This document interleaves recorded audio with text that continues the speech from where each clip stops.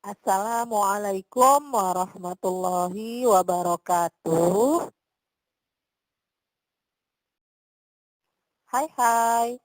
Kali ini kita akan membahas mengenai materi tata surya bersama dengan Bunda Nita.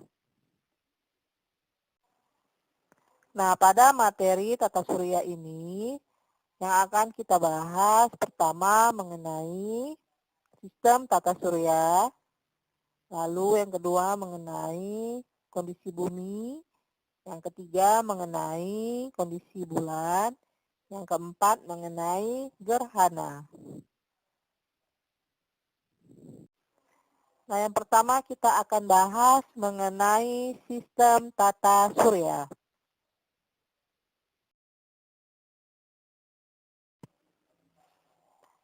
Nah, kita sering sekali mendengar istilah tentang tata surya, bukan? Lalu, apakah pengertian dari tata surya? Tata surya adalah susunan benda-benda langit yang terdiri atas matahari sebagai pusat tata surya, planet-planet, komet, meteoroid, dan asteroid yang mengelilingi matahari.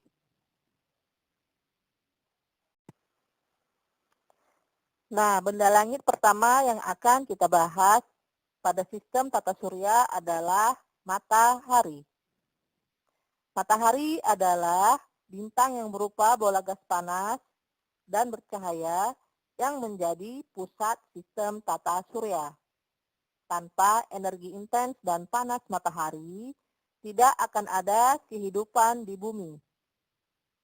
Matahari memiliki 4 lapisan. Lapisan yang terdalam yaitu inti matahari. Bagian ini mempunyai suhu sekitar 15 juta derajat Celcius. Lalu ada lapisan fotosfer. Suhu di lapisan ini diperkirakan sekitar 16.000 derajat Celcius. Selanjutnya ada lapisan kromosfer. Kromosfer adalah lapisan di atas fotosfer dan bertindak sebagai atmosfer matahari. Bersuhu sekitar kurang lebih 9.800 derajat Celcius.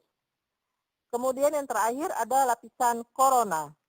Korona adalah lapisan terluar matahari yang suhunya mencapai jutaan derajat Celcius. Benda langit selanjutnya di sistem tata surya adalah planet. Planet adalah benda langit yang tidak dapat memancarkan cahaya sendiri, akan tetapi hanya memantulkan cahaya dari bintang yang diterimanya. Ada 8 planet di tata surya kita. Urutan planet yang terdekat dengan matahari yang pertama yaitu 1. Merkurius, 2. Venus, 3. Bumi, 4. Mars, 5. Jupiter, 6. Saturnus, 7. Uranus, 8. Neptunus. Planet dalam. Planet dalam disebut juga dengan planet terestrial.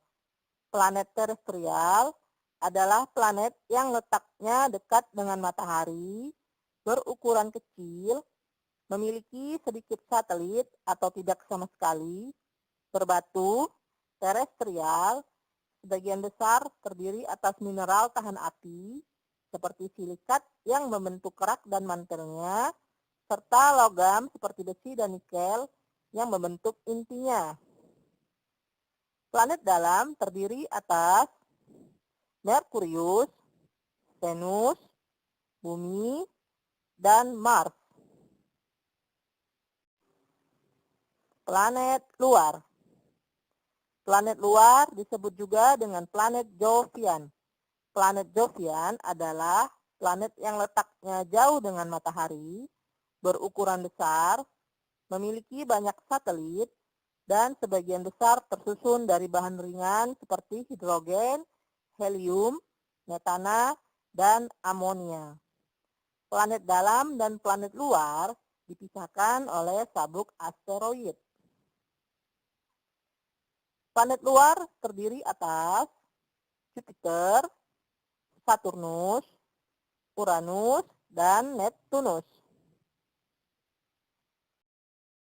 Nah, pada gambar ini dapat kita lihat dengan jelas posisi planet luar dan planet dalam yang dipisahkan oleh sabuk asteroid.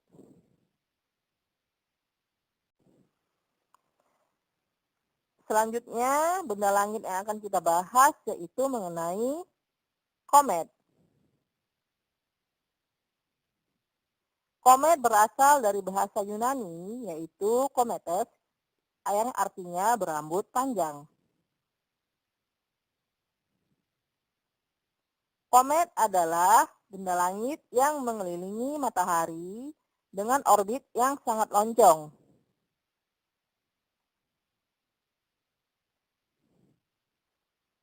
Komet ini terdiri atas debu partikel batu yang bercampur dengan es, metana, dan amonia.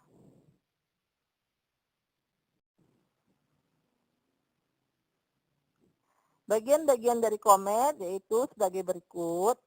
Jadi pada komet itu terdiri dari inti komet, yaitu bagian komet yang berukuran lebih kecil, padat, tersusun dari debu dan gas. Selanjutnya ada koma, yaitu daerah kabut di sekitar inti.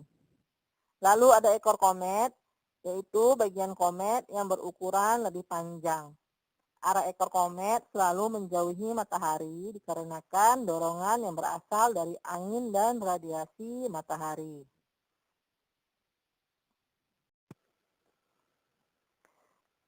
Selanjutnya, benda langit yang akan kita bahas yaitu meteoroid.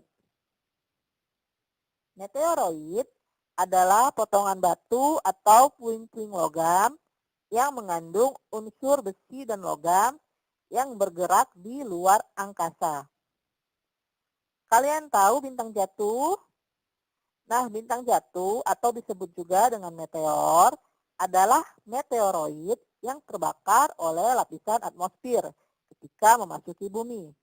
Meteoroid yang terbakar tersebut mengandung partikel debu dari asteroid atau komet.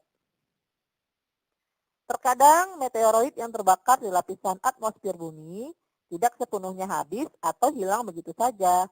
Hal ini bisa disebabkan karena ukuran dari meteoroid cukup besar dan menyisakan sebagian tubuhnya sehingga berhasil masuk ke permukaan bumi.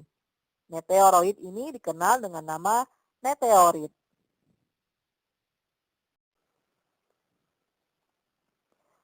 Dari ketiga benda-benda langit tersebut dapat disimpulkan perbedaannya jika kita lihat dari posisi letaknya, yaitu yang pertama meteoroid. Jadi meteoroid adalah benda langit yang berada di luar atmosfer bumi atau terletak di luar angkasa. Nah, ketika meteoroid ini memasuki atmosfer bumi atau berada di langit, namanya menjadi meteor. Selanjutnya, meteor ini ketika berada di permukaan bumi, kita sebut dengan meteorit. Jadi jelas ya perbedaannya antara meteoroid, meteor, dan meteorit.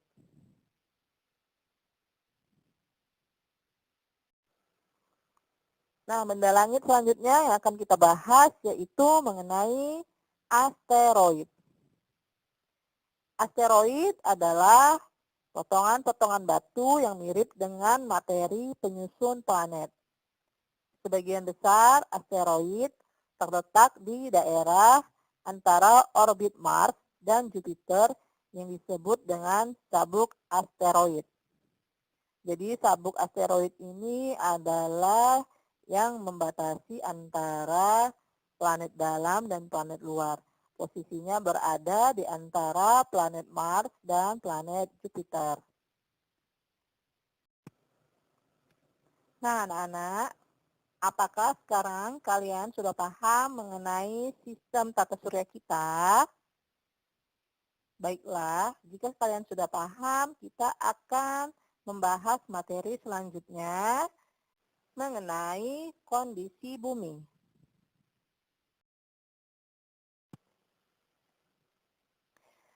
Pada zaman dahulu, orang-orang beranggapan bahwa bumi adalah pusat alam semesta. Mereka juga beranggapan bahwa matahari bergerak mengelilingi bumi. Akan tetapi, keyakinan itu tertumbangkan ketika pada tahun 1543, Nikolaus Kopernikus mempublikasikan bahwa bulan bergerak mengelilingi bumi. Sedangkan bumi dan planet-planet lainnya bergerak mengelilingi matahari. Gagasan lainnya yang tidak benar adalah bahwa banyak orang meyakini bahwa bumi itu datar.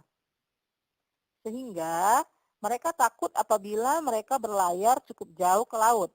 Mereka akan jatuh dari ujung dunia. Sebenarnya bagaimana bentuk bumi?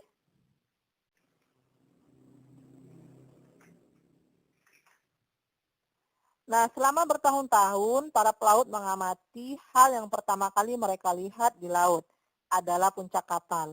Jadi hal ini menunjukkan bahwa bumi itu berbentuk bulat.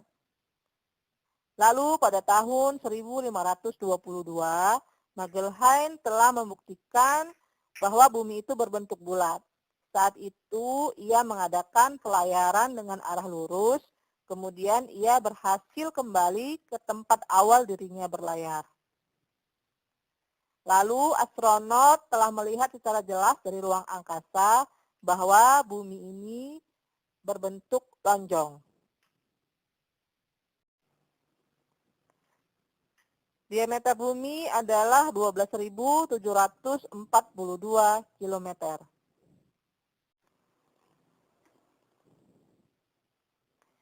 Selanjutnya kita akan membahas mengenai rotasi bumi. Rotasi bumi adalah perputaran bumi pada porosnya, sedangkan skala rotasi bumi adalah waktu yang diperlukan bumi untuk sekali berputar pada porosnya, yaitu 23 jam 56 menit. Bumi berotasi dari barat ke timur. Aktivitas yang telah kita lakukan adalah salah satu akibat dari rotasi bumi, yaitu terjadinya siang dan malam. Adapun akibat lain dari rotasi bumi adalah terjadinya gerak semu harian matahari, terjadinya perbedaan waktu, terjadinya pembelokan arah angin, terjadinya pembelokan arah arus laut. Selanjutnya, kita akan membahas mengenai revolusi bumi. Revolusi bumi adalah perputaran atau peredaran bumi mengelilingi matahari. Skala revolusi bumi adalah waktu yang diperlukan oleh bumi untuk sekali berputar mengelilingi matahari, yaitu 365,25 hari atau 1 tahun. Bumi berevolusi dengan arah yang berlawanan dengan arah perputaran jarum jam. Akibat dari revolusi bumi yaitu 1. Terjadinya gerak semu tahunan matahari. 2. Terjadinya perbedaan lamanya siang dan malam. 3. Terjadinya pergantian musim. 4. Terjadinya perubahan penampakan rasi bintang. 5. Terjadinya perbedaan kalender Masehi dan Hijriah.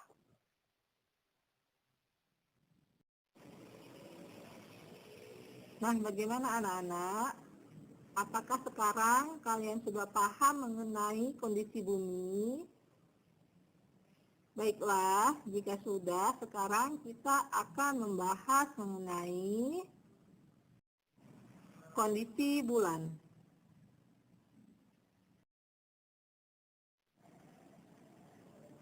Bulan adalah benda langit yang terdekat dengan bumi sekaligus satelit bumi. Karena merupakan satelit, bulan tidak dapat memancarkan cahaya sendiri, melainkan memancarkan cahaya matahari. Bulan juga berputar dan mengelilingi bumi.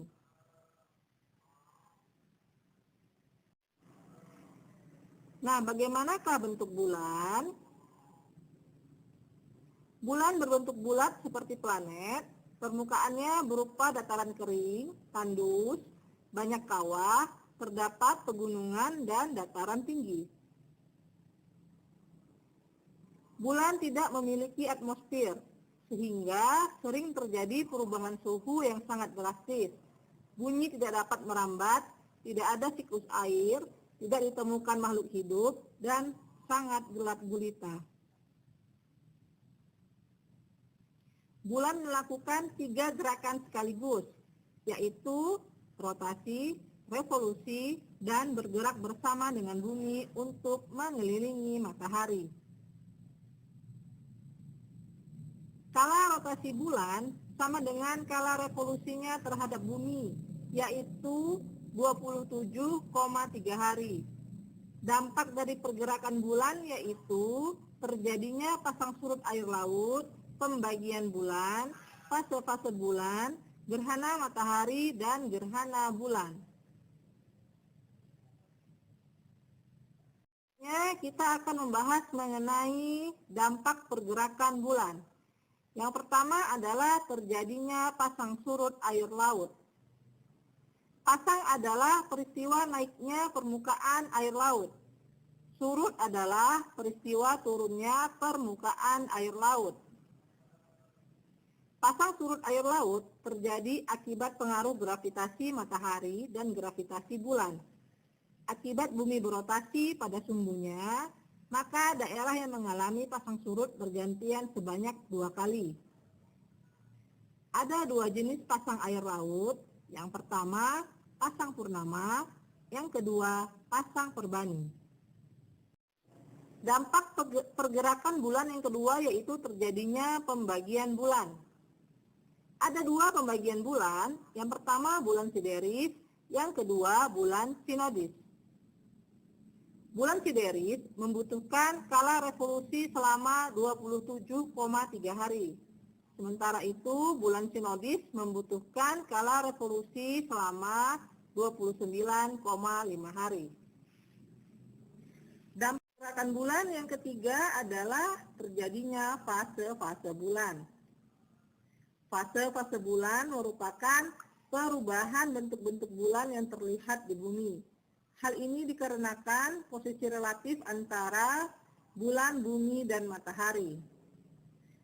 Nah, bulan mengalami 8 fase, di mana setiap fase bulan berlangsung selama kurang lebih 3-4 hari. Nah, kita akan membahas mengenai 8 fase bulan. Fase yang pertama yaitu fase bulan baru atau new moon. Bulan baru terjadi ketika posisi bulan berada di antara bumi dan matahari. Namun, sisi bulan yang berhadapan dengan bumi tidak dapat penyinaran apapun dari matahari. Akibatnya, bulan ini ada, tetapi cenderung sulit terlihat dari bumi. Setelah mengalami fase new moon atau fase bulan baru, fase selanjutnya yaitu fase bulan sabit muda. Bulan sabit terjadi ketika bagian bulan yang terkena sinar matahari sekitar 1/4 bagian. Makanya, dari bumi akan terlihat bulan menyerupai bentuk seperti sabit. Fase yang ketiga yaitu fase bulan perbani. Fase bulan ini terjadi ketika bulan berada pada sudut 90 derajat antara bumi dan matahari. Karena posisi bulan tersebut, maka bagian matahari yang bersinar pun tepat terkena di setengah bagian bulan. Alhasil, pada fase ini kita melihat bulan berbentuk setengah lingkaran. Setelah melewati 1/4 putaran bulan, maka fase selanjutnya dinamakan fase bulan cembung awal.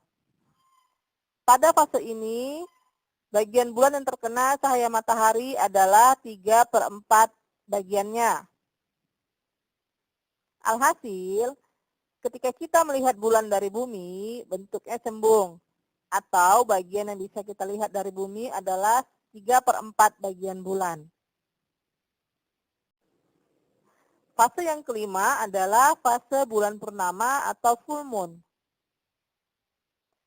Fase full moon adalah fase di mana matahari, bumi, dan bulan berada pada satu garis lurus. Sisi bulan yang tepat berhadapan dengan bumi dan mendapatkan sinar matahari secara keseluruhan ini terjadi ketika bulan berada di belakang bumi. Hasilnya, bulan terlihat bulat sempurna seperti bakso. Setelah melewati setengah putaran, fase bulan kembali ke awal, memasuki fase cembung akhir. Jadi pada fase bulan cembung akhir ini, fase bulannya kembali ke awal. Pergerakan bulan terus ke barat, sehingga cahaya matahari sedikit tertutup oleh bumi. Hasilnya, bulan terlihat cembung dari bumi. 3/4 bagian bulan yang terlihat dari bumi. Fase yang ketujuh yaitu fase bulan terbani. Fase ini adalah saat di mana posisi bulan sudah mencapai 3/4 putaran. Karena letaknya, cahaya matahari menyinari setengah bagian bulan, sehingga dari bumi bulan terlihat setengah lingkaran. Fase yang terakhir atau fase yang ke-8 adalah fase bulan sabit akhir. Fase ini merupakan saat di mana bulan kembali berbentuk sabit.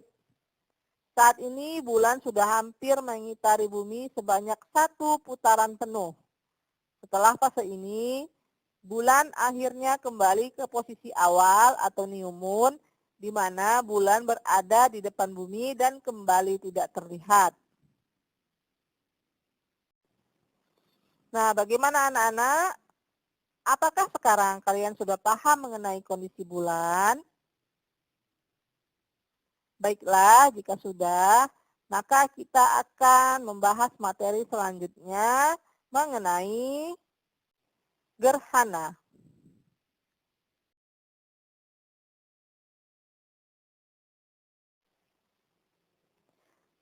Pernahkah kamu mengalami ketika siang hari, tiba-tiba matahari menghilang dari langit? Sesaat kemudian, suasana berubah menjadi gelap dan kemudian matahari muncul lalu terang kembali. Peristiwa tersebut adalah gerhana. Apakah yang menyebabkan terjadinya gerhana?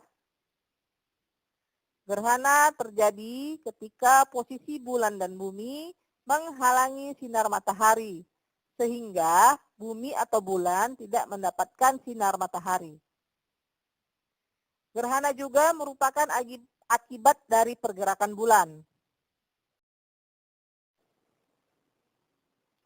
Ada 2 jenis gerhana, yaitu gerhana matahari dan gerhana bulan. Yang pertama kita bahas adalah mengenai gerhana matahari. Gerhana matahari terjadi ketika bayangan bulan bergerak menutupi permukaan bumi, di mana posisi bulan berada di antara matahari dan bumi, dan ketiganya terletak dalam satu garis. Gerhana matahari terjadi pada waktu bulan baru.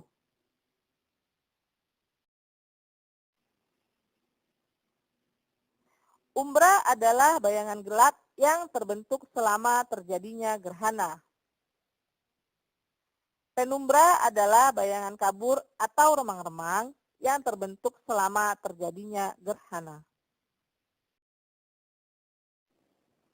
Ada 3 jenis gerhana matahari. Yang pertama, gerhana matahari total, atau disebut juga gerhana matahari sempurna. Gerhana matahari total terjadi jika permukaan bumi tertutupi oleh bayang-bayang umbra bulan. Gerhana ini terjadi hanya di daerah yang terkena umbra atau bayangan inti bulan. Yang kedua adalah gerhana matahari sebagian. Gerhana matahari sebagian terjadi saat permukaan bumi tertutupi penumbra bulan. Waktu berlangsungnya gerhana matahari sebagian lebih lama dibanding dengan waktu berlangsungnya gerhana matahari total. Hal ini karena penumbra bulan lebih luas dari umbra bulan. Yang ketiga adalah gerhana matahari cincin. Gerhana matahari cincin terjadi saat bulan berada pada titik terjauhnya dari bumi. Pada kedudukan ini, panjang kerucut umbra tidak cukup menutupi bumi, tetapi perpanjangan umbra bulan yang menutupi bumi. Nah, selanjutnya kita akan membahas mengenai gerhana bulan. Gerhana bulan terjadi ketika bulan memasuki bayangan bumi. Gerhana bulan hanya dapat terjadi pada saat bulan purnama. Gerhana bulan terjadi apabila bumi berada di antara matahari dan bulan.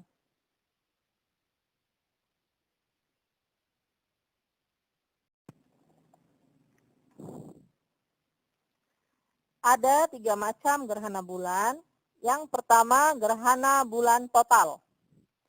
Gerhana bulan total terjadi ketika seluruh bayangan umbra bumi jatuh menutupi bulan, sehingga matahari, bumi, dan bulan berada tepat di satu garis yang sama. Yang kedua, gerhana bulan sebagian atau parsial. Gerhana bulan sebagian atau parsial terjadi ketika bumi tidak seluruhnya menghalangi bulan dari sinar matahari. Sebagian permukaan bulan berada di daerah penumbra, sehingga masih ada sebagian sinar matahari yang sampai ke permukaan bulan.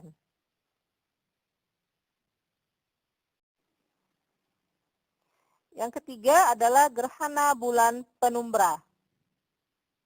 Gerhana bulan penumbra terjadi ketika seluruh bagian bulan berada di bagian penumbra, sehingga bulan masih dapat terlihat dengan warna yang suram.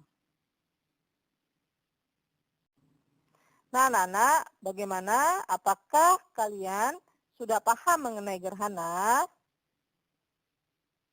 Baiklah, jika sudah paham berarti kalian sudah paham semua materi mengenai tata surya.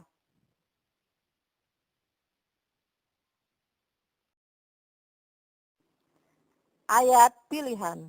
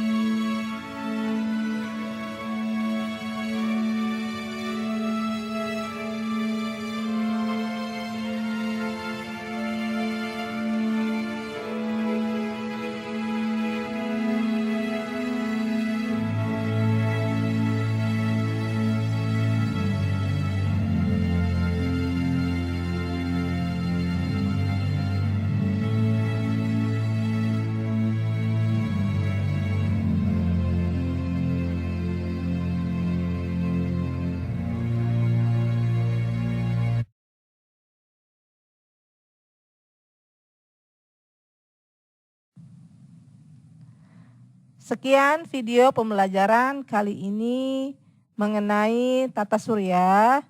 Semoga video ini bermanfaat bagi kita semua. Dan Bunda ucapkan terima kasih. Wabillahi taufik wal hidayah. Assalamualaikum warahmatullahi wabarakatuh.